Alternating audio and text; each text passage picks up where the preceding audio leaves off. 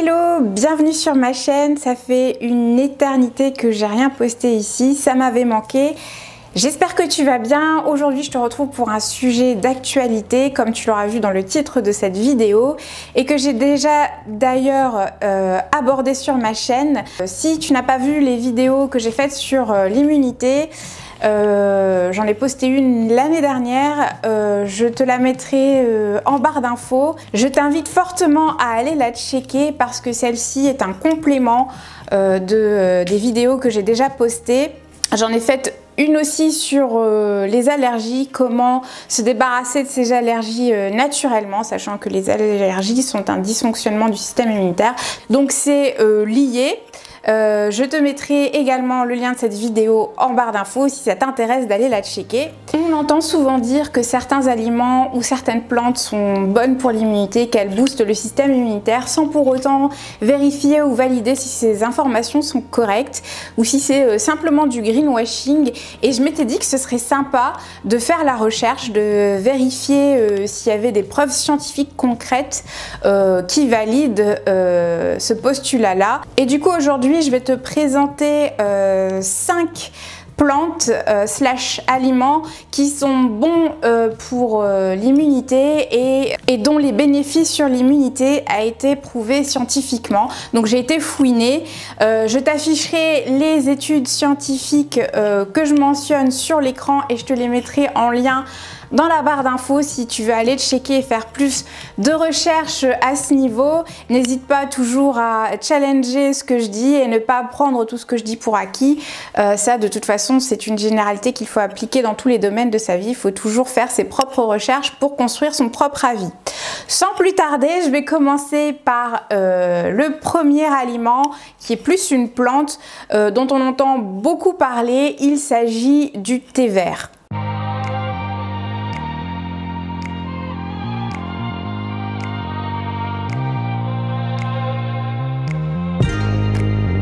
On entend souvent dire que le thé vert est riche en antioxydants, mais c'est un fait peu connu qu'il ait des effets bénéfiques sur le système immunitaire.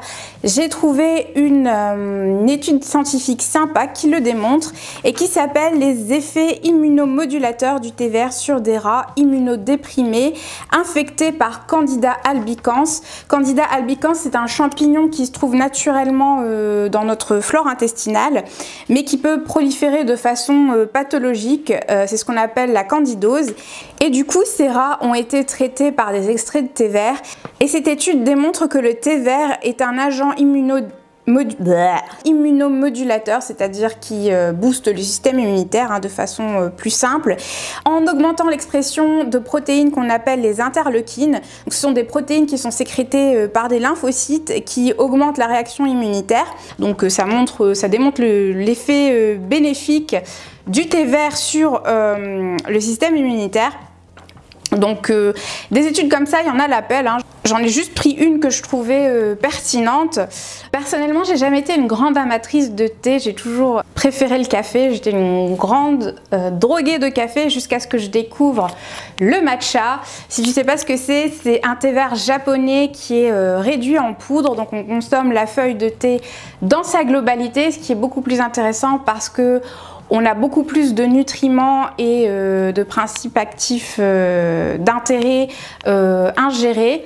Ce qui est bien aussi, c'est que le matcha, en plus d'être riche en antioxydants, ça contient un acide aminé qu'on appelle la L-théanine, qui a des propriétés anti-inflammatoires et qui améliore les facultés cognitives.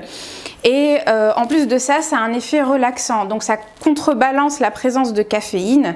Donc le matcha, c'est un thé qui contient de la caféine comme le café, sauf que le café, quand on le consomme, on a souvent les effets négatifs qui se manifestent par du stress et de l'anxiété.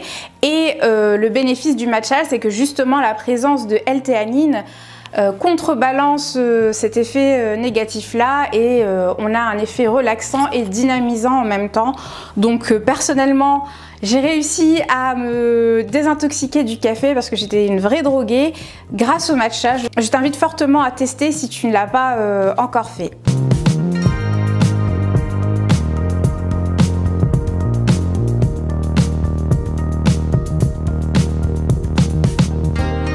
Deuxième plante que je voulais aborder dans cette vidéo, il s'agit du reishi. Alors c'est pas une plante, c'est un champignon asiatique que j'ai déjà mentionné à de nombreuses reprises sur ma chaîne, notamment dans ma vidéo sur le sommeil et mes conseils contre l'insomnie. C'est un petit champignon asiatique que j'ai consommé quand je souffrais d'insomnie et qui a eu un effet bœuf sur moi.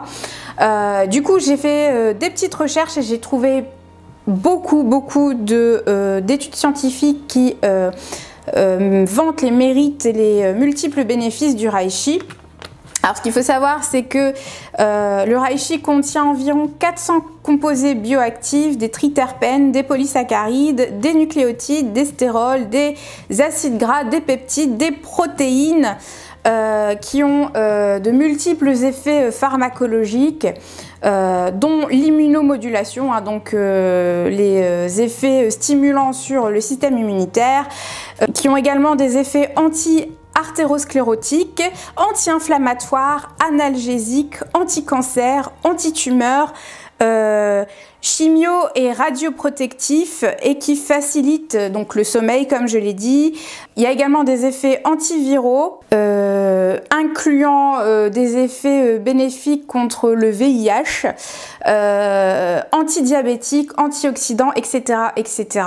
Vraiment c'est une mine de bienfaits. Et si on s'intéresse plus aux effets immunomodulateurs, donc j'ai trouvé une étude qui démontre que le reishi stimule la prolifération et la maturation des lymphocytes T et des lymphocytes B, donc ce sont des cellules immunitaires, autrement connues sous globules blancs, et également la prolifération des lymphocytes natural killer.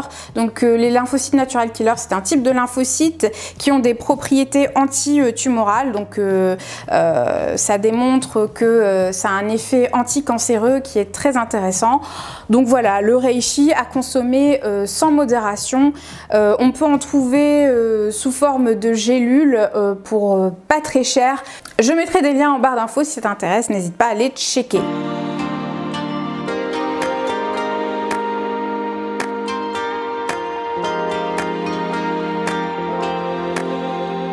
Autre plante que je voulais mentionner dans cette vidéo, donc là il y en a 3 pour le prix d'une, parce que j'ai trouvé une étude scientifique qui parle des 3 en même temps. Il s'agit de l'échinacée, de l'astragale et de la réglisse. Alors là c'était une belle surprise pour moi parce que autant l'échinacée j'en entends beaucoup parler, même si je ne l'ai jamais testé moi-même, mais c'est connu pour être la plante qui booste le système immunitaire. L'astragale c'est également une plante dont j'ai déjà parlé sur ma chaîne, c'est une plante adaptogène, et la réglisse là aussi c'est une belle surprise, je ne savais pas du tout qu'elle avait des effets bénéfiques sur le système immunitaire. Du coup, comme je le disais, j'ai trouvé une petite étude sympa qui démontre que ces 3 plantes prises en synergie boostent les cellules immunitaires, donc les lymphocytes T, CD4 et CD8, 24 heures après l'ingestion de ces 3 plantes. Et elles ont un effet bénéfique sur le système immunitaire jusqu'à 7 jours après leur prise. Donc c'est hyper intéressant. Donc en gros tu consommes ces plantes en synergie et tu as des effets pendant 7 jours.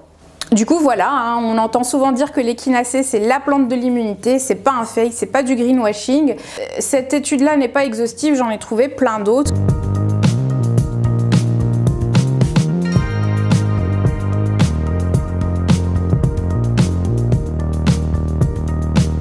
Dernière plante que je voulais mentionner dans cette vidéo, alors il ne s'agit pas d'une plante mais d'une racine, il s'agit du ginseng rouge pris en synergie avec la vitamine C. Alors je savais même pas que le ginseng rouge ça existait, mais du coup j'ai trouvé une petite étude scientifique sympa qui dit que le ginseng rouge pris en synergie avec la vitamine C augmente la réponse immunitaire en diminuant l'inflammation des poumons induite par le virus de la grippe H1N1. Donc c'est hyper intéressant parce qu'on voit que ça a une action antivirale et que justement ça diminue la progression virale. Donc je pense que ça peut être sympa, surtout vu le contexte actuel. Cette vidéo n'est évidemment pas exhaustive, j'ai pas cité toutes les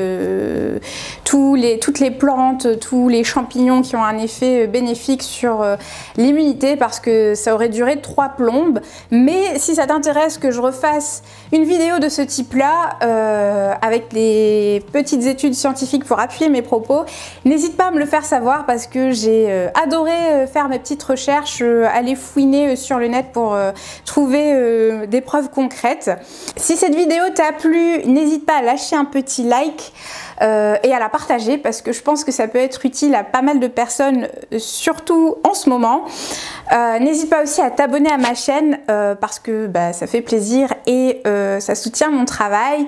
Je te remercie d'avoir passé ce petit moment avec moi. Je te souhaite une très belle journée. Je te dis à la prochaine.